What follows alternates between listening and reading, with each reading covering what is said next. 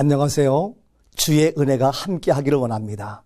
동탄에 위치하고 있는 꿈 너머 꿈교회의 김헌수 목사입니다.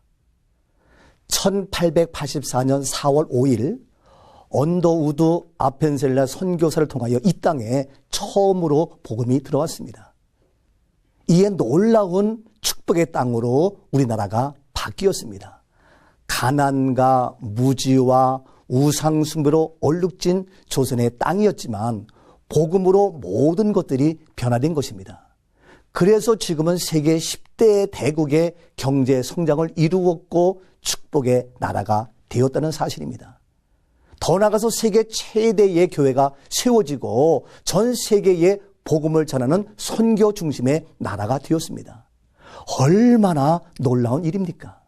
이처럼 말씀과 복음, 믿음은 개인은 물론 나라와 민족을 변화시키는 어마어마한 놀라운 위력과 힘이 있는 겁니다. 아브라함도 우상 숭배의 가정에서 태어났지만 그러나 고향 친척 아비집을 떠나서 말씀을 따랐고 순종하는 자가 되었습니다.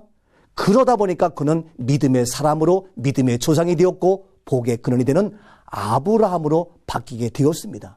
사실 모세도 사람을 죽였던 살인자였습니다. 그러나 그는 바뀌었습니다. 이스라엘 민족을 애굽에서 바로에서 이끌어내는 구원자의 지도자로 변화되었던 것입니다. 다윗도 어린 소년 목동에 불과했지만 그러한 작은 자임에도 불구하고 이스라엘 왕으로 하나님은 바꾸어 놓으셨습니다. 최고의 강대한 나라를 만드는 주역의 인물로 바꿔준 것입니다. 가난했고 무지했던 어부에 불과했던 베드로, 주님은 부르셔서 그의 인생을 바꿨습니다. 최고 신실한 제자로 최고의 사랑받는 수제자로 변화시켰던 것입니다. 이처럼 다 열거할 수 없을 정도로 하나님의 말씀과 복음의 힘은 놀랍게 사람을 변화시키며 하나님의 능력을 주는 위력이 그 안에 있다는 것입니다.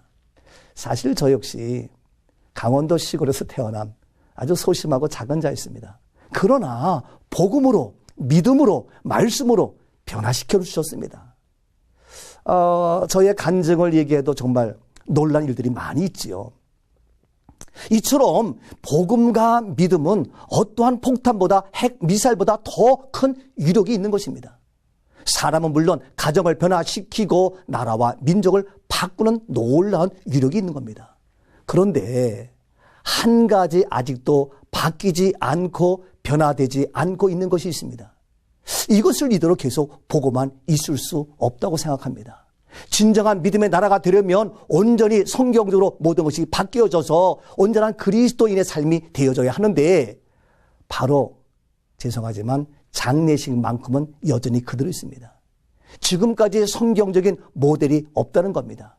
기독교적인 관점에서 새롭게 바뀌고 성경적으로 정립해야 됩니다. 마라톤 선수가 마지막에 매우 중요한데 한평생 믿음을 지키며 성경 말씀대로 살아오다가 결국에는 유교적이고 샤머니즘적으로 마무리를 한다는 것, 저는 거기에 동의하고 싶지 않습니다. 전라도와 경상도, 충청도, 강원도 여러 가지 각 지역의 전통과 관습에 따라서 그 절차와 방식이 다양합니다. 그러나 성경으로 하면 모두가 하나가 되어서 바르게 온전히 하나님 기뻐하시는 천국 환송 예식으로 변화될 수 있는 겁니다. 그래서 제가 부족하지만 2013년도 말에 제가 기독교 장례 이대로 좋은가? 성경에서 말하는 장례라는 책을 저술했습니다. 여기에서 기독교적인 용어, 기독교적인 용품으로 성경적으로 바꿀 것을 제가 제시했습니다. 그렇습니다. 장례가 아니라 그리스도인은 천국에 가는 것이기 때문에 천국 환송이라고 해야 할 것입니다. 죽음이 아니라 그리스도인은 잠자는 자들의 첫 열매 되신 예수 그리스도로 말미암아 잠을 자는 겁니다. 그래서 주님 오실 때 다시 주님과 영원히 사는 것인데, 그래서 주님은 죽은 나사로에게도 말합니다. 나사로야 일어나라. 우리가 어젯밤에 잠을 잤지만 오늘이 있고 내일 있는 사람은 잠을 잔 것입니다. 그러나 오늘과 내일이 없는 사람은 죽은 것입니다. 우리에게는, 그리스도인은 내일이 있습니다. 부활이 있습니다. 그렇게 성경은 주 안에서 잠자는 자들 복이 있다고 말씀하고 있습니다.